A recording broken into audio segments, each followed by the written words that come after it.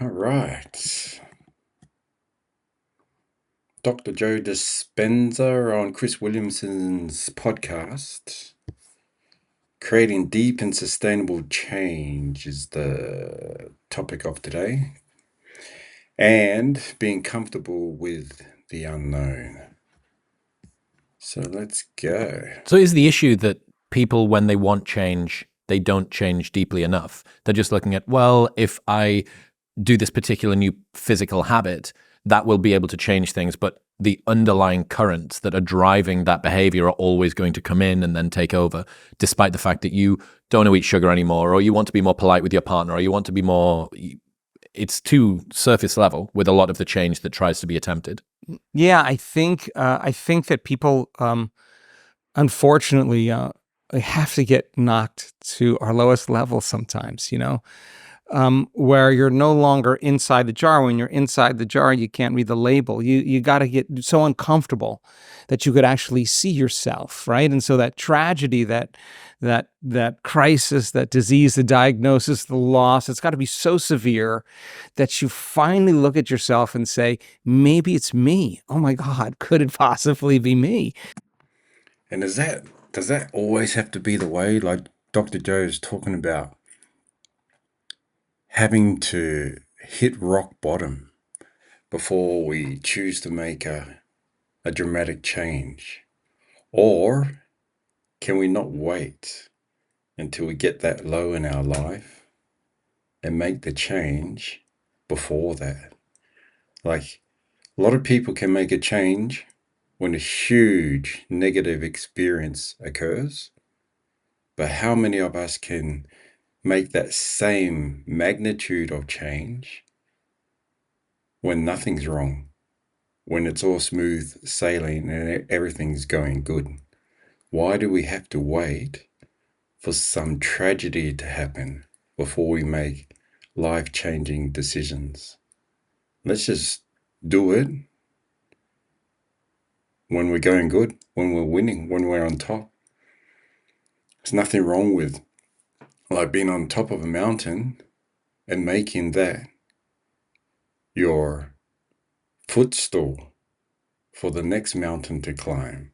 So every peak you get to, instead of like falling down, even though you're going to fall down to a higher low, why don't you just keep rising with incremental, gradual, upward steps and decisions in our lives? Because eventually, when we do that, our old mountain peak, like our old high, it will become our new low. It'll be our new footstool, a place that we can use as a foundation to boost ourselves up again to another new level we've never been before. We've only imagined it or dreamt about it. But you're looking at yourself kind of through the eyes of someone else because you don't feel like you in that moment. You're so uncomfortable that you can see yourself. That concept is called metacognition, right? So a lot of times people wait for that crisis or the diagnosis or the betrayal to go, oh my God, I got to really change because I'm really unhappy, or I can't blame that person or my past or my circumstance because and nothing's working here. I got to. Change when we're happy, people. Don't get happy and then celebrate. How many times have you seen videos online where people are celebrating too early? That's okay to celebrate the win or celebrate crossing the line if you made a touchdown, whether you're playing like American football or whatever. But don't stay there. There's more games to play. Even when you finish your sports career or whatever career you're in, there's always other things to do. Like, yes, we can be satisfied. Yes, we can be grateful for all the achievements that were made up to that time, but there's more. So try not to get stuck in the celebration of your victory for too long. Just use that as more energy and more power and more confidence in yourself that you can reach the dreams that you dreamt about. And if you can do it once, twice, three times, multitude of times, keep going. To really start making those changes. So when they see themselves separate from their program, they're becoming conscious of their unconscious self. That is the first step to change. Now, I say you can learn and change in a state of pain and suffering, which most people like to do, or you can learn and change in a state of joy and inspiration, right? So That's exactly what we're talking about.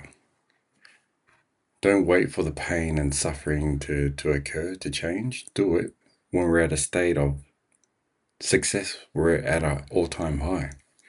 And then the other thing that he's talking about as well, if you don't step outside and take a good look at yourself, you'll always be trapped inside looking out.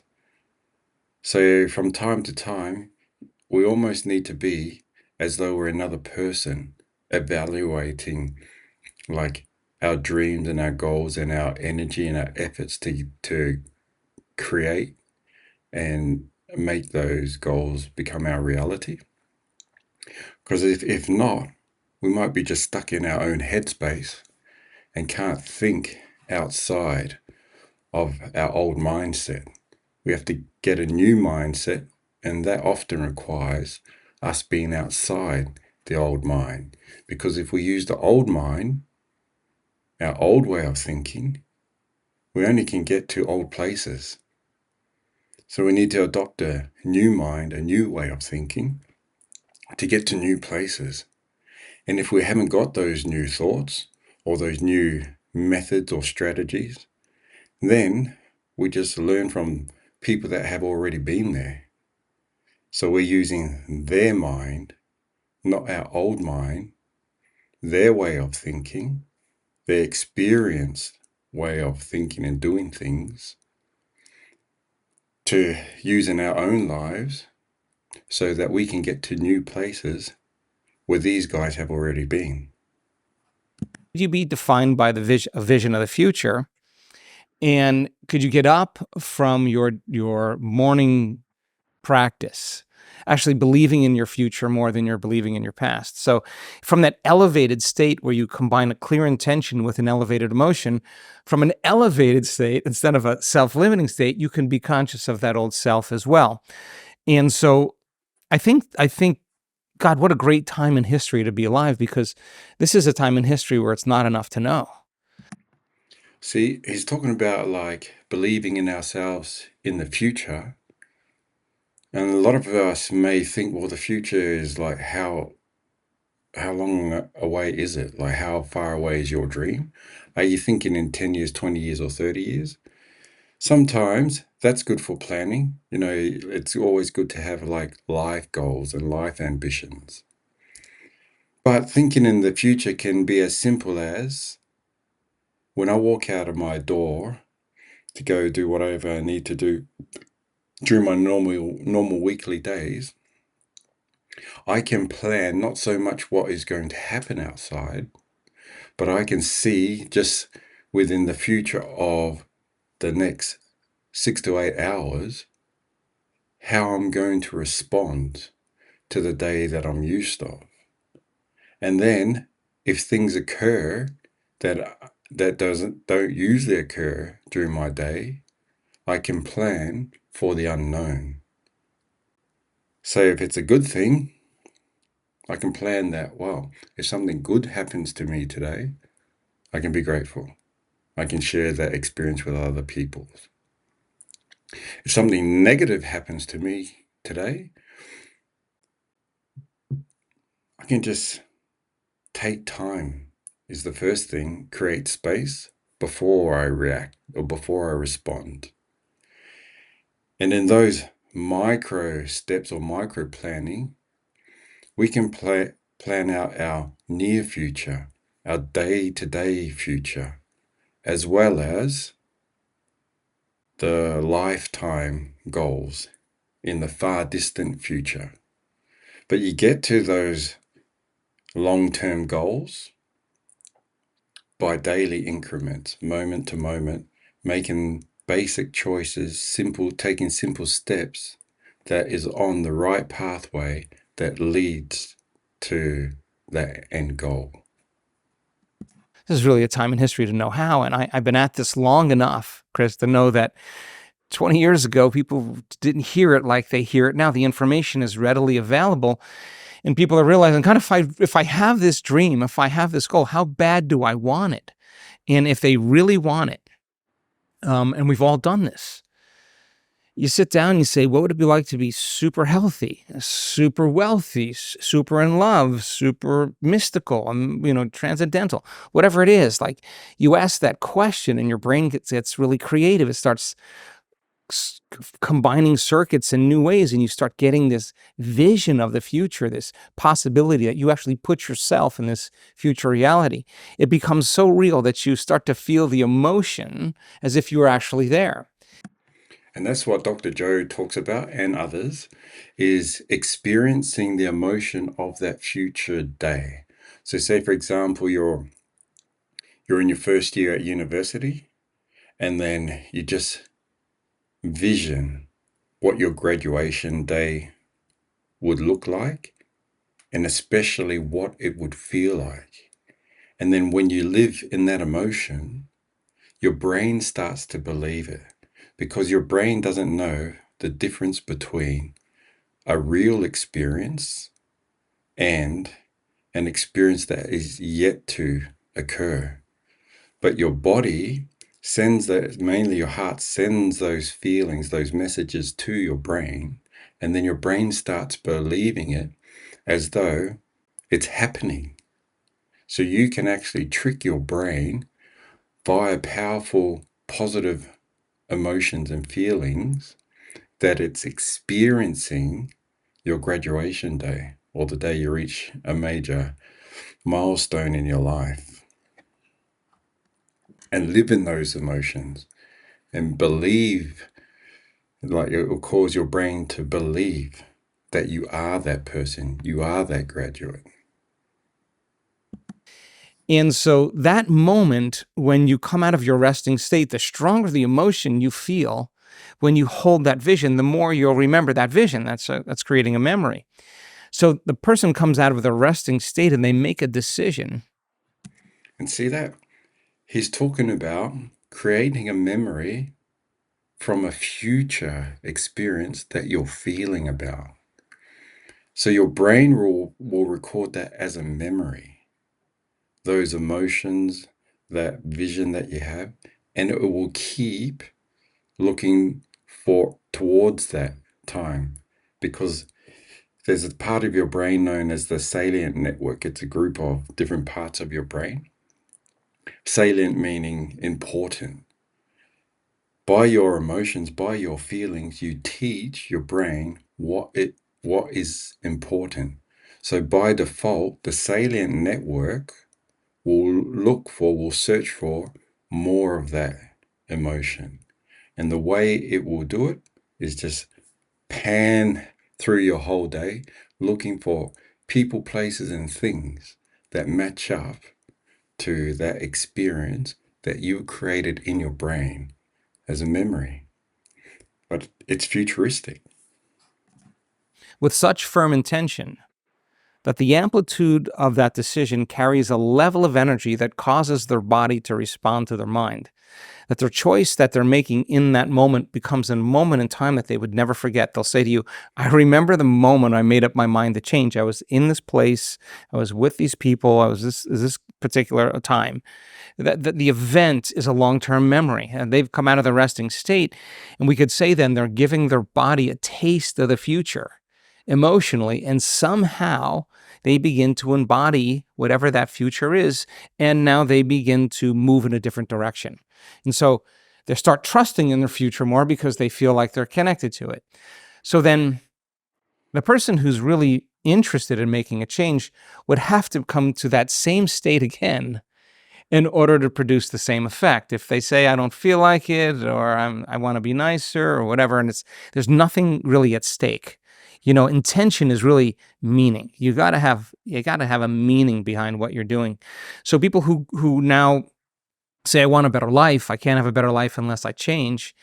And when I change, my life will change. Now you're not so interested in what's happening out there. You're more interested in what's going on inside of you. And that's an excellent point. So rather than trying to change the world outside, we need to change the world inside. And when we change who we are inside, our outside world will follow. Like it's that game that you play. I don't know. You look for a yellow car, right? And that's the game. So your salient network, once it's locked in its focus, you've told your brain subconsciously, we're looking for yellow cars now. That's what it will look for.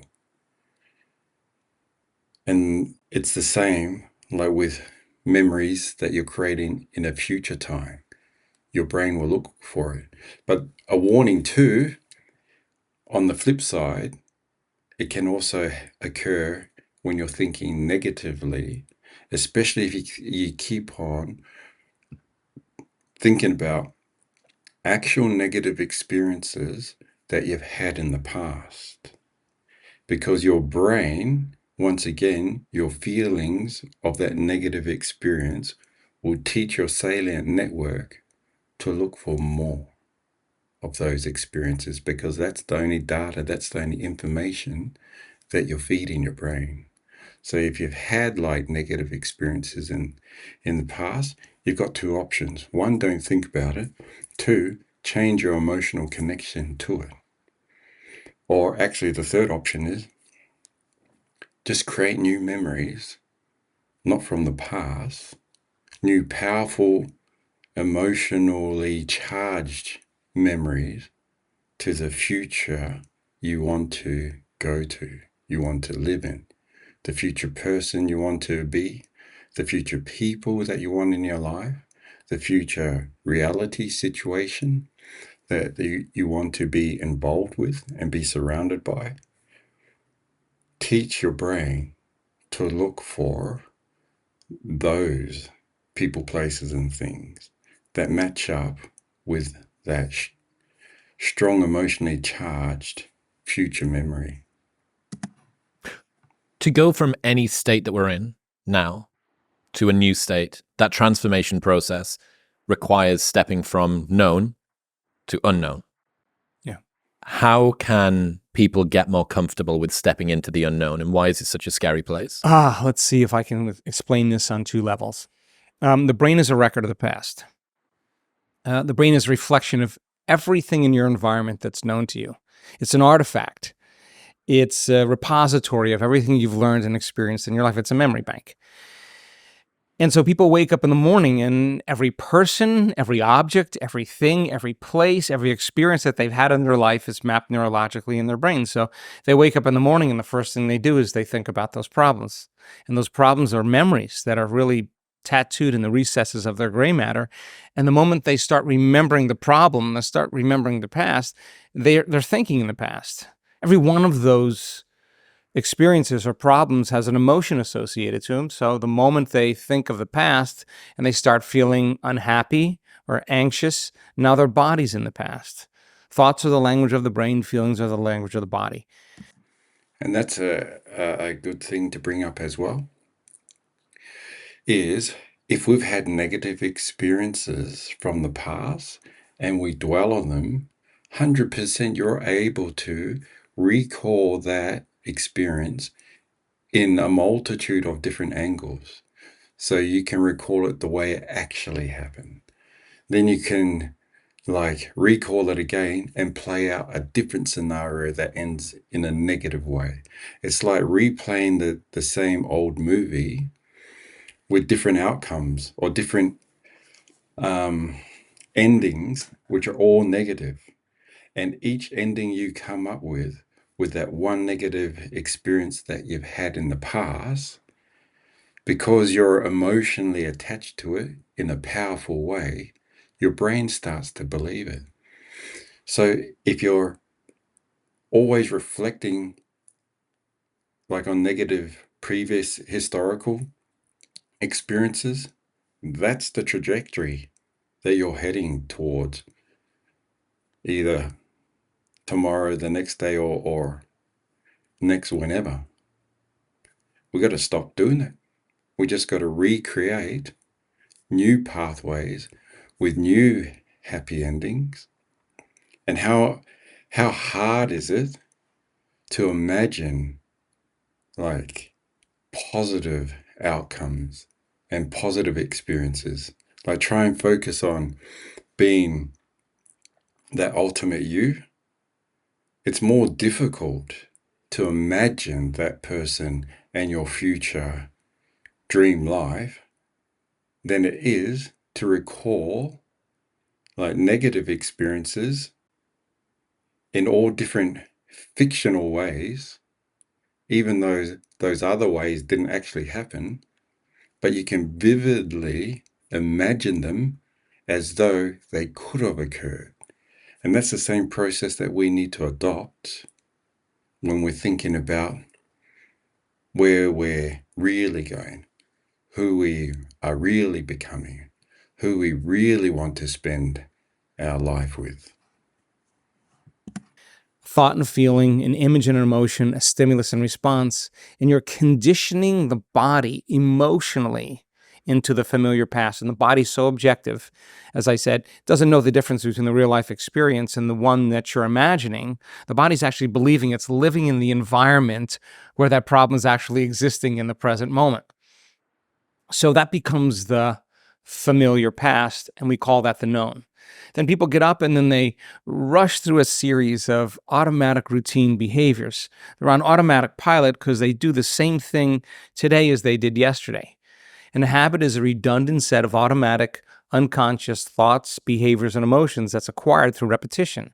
So now the person is in habituation, a program, and their body's dragging them into the same predictable future based on what they did in their past. In other words, we could take up their yesterday and set it on their tomorrow, and there's going to be a lot of predictability.